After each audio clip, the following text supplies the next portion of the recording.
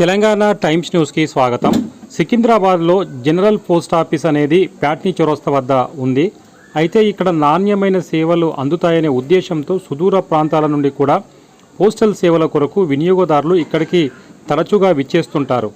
అయితే సేవల మాట ఏమో కానీ ఇక్కడికి విచ్చేస్తున్న వినియోగదారులకు ఈ సికింద్రాబాద్ పోస్ట్ ఆఫీస్లో పనిచేసే ఉద్యోగులు నరకం చూపిస్తున్నారు అనడానికి అనేక ఉదాహరణలు ఉన్నాయి. ఒక చిన్న లెటర్ పోస్ట్ చేయాలంటే సుమారు 1 గంట నుండి 3 గంటల సమయం ఇక్కడ పడుతుంది. ఈ పోస్ట్ ఆఫీస్లో సేవలు అందించడానికి 5 కౌంటర్లు ఉన్నాయి. ఈ 5 కౌంటర్లలో 5గురు ఉద్యోగులు పనిచేయాలి. కానీ ఎప్పుడు చూసినా 2 కౌంటర్లలో 2 ఉద్యోగులు మాత్రమే పనిచేస్తూ కనిపిస్తారు. మరియు వినియోగదారులు ఉదయం 10 గంటల నుండే రావడం మొదలవుతుంది. దీనివల్ల పోస్టల్ వినియోగదారులు సేవలు పొందడానికి గంటల తరబడి వేచి ఉండవలసిన పరిస్థితి ఎదురవుతుంది.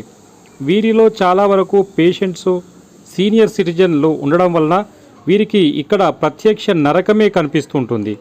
ఈ సికింద్రాబాద్ పోస్ట్ ఆఫీస్లో తీవ్రమైన పర్యవేక్షణ, నిఘా లోపం వల్ల ఇక్కడ పనిచేసే ఉద్యోగులు విచ్చలవిడిగా ప్రవర్తిస్తూ ఉద్యోగానికి రాకుండానే జీతాలు పొందుతున్నాయనే ఆరోపణలున్నాయి. కావున వీరిపైన తగిన చర్యలు తీసుకోవాలని వినియోగదారులు కోరుతున్నారు. నేను గత వారం నుండి వస్తున్నాను, కానీ అవ్వట్లేదు పని. నాకు చాలా ప్రాబ్లం అయిపోతుంది. సర్వర్ పని చేస్తలే అని చెప్పేసి చెప్తాను. చాలా అంటే చాలా ప్రాబ్లం అవుతుంది. మరి ఏమనంటే మావే ప్రాబ్లం అక్కడి నుంచే ప్రాబ్లం అని చెప్పేసి చెప్తున్నారు.